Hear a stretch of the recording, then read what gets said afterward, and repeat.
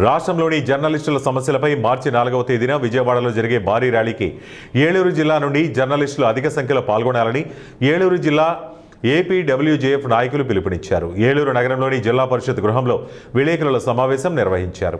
ఈ సందర్భంగా ఏలూరు జిల్లా ఏపీడబ్ల్యూజేఎఫ్ నాయకులు మాట్లాడుతూ రాష్ట్ర వ్యాప్తంగా జర్నలిస్టుల సమస్యలపై 13 అంశాలతో కూడిన డిమాండ్లను ప్రభుత్వం ముందు ఉంచుతున్నామన్నారు.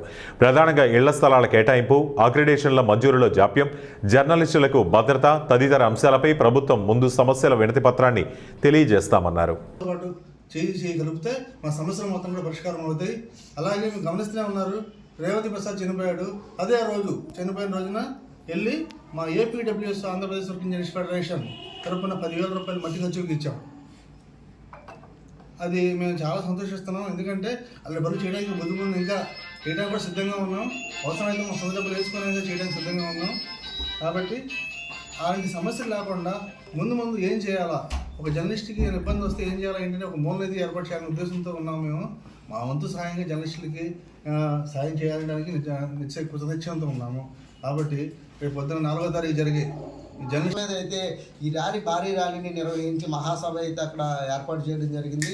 ముఖ్యంగా జర్నలిస్టులు కూడా అంటే దీర్ఘకాలంగా ఉన్న సమస్య చాలా అయితే ఉన్నాయి. ముఖ్యంగా ఏదైతే జర్నలిస్టులకు సొంత ఇంటి కోరికను నెరవేర్చే విధంలో కూడా ప్రభుత్వాలనే కూడా చాలా అంటే అంతకుముందు ప్రభుత్వం కానీ ఇప్పుడు ముందు కానీ చిత్తశుద్ధి లేకుండా జర్నలిస్టులు అంటే చిన్న చూపు చూస్తూ కూడా ఇంటి స్థలం కూడా ఇవ్వలేకపోతుంది.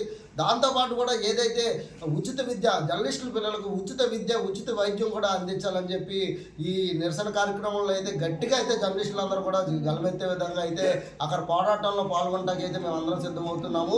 ఏలూరు జిల్లాలో ఉన్న జర్నలిస్టులందరికీ ఒకటే పిలుపునిస్తున్నాము.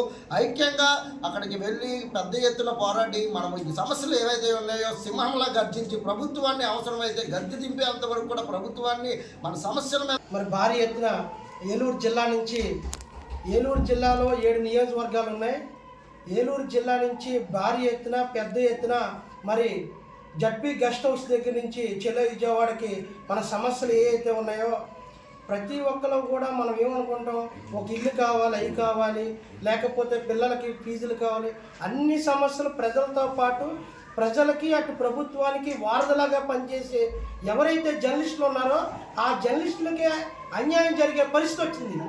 అటువంటి పరిస్థితిని ప్రభుత్వం దృష్టికి తీసుకెళ్ళి నా అప్పీలు అందరి ద్వారా నా అప్పీలు ఏంటంటే, ఎవరైతే జర్నలిస్ట్ చనిపోతాడో ఆ చనిపోయిన వ్యక్తికి ఆ కుటుంబానికి భరోసా ఉండేలాగా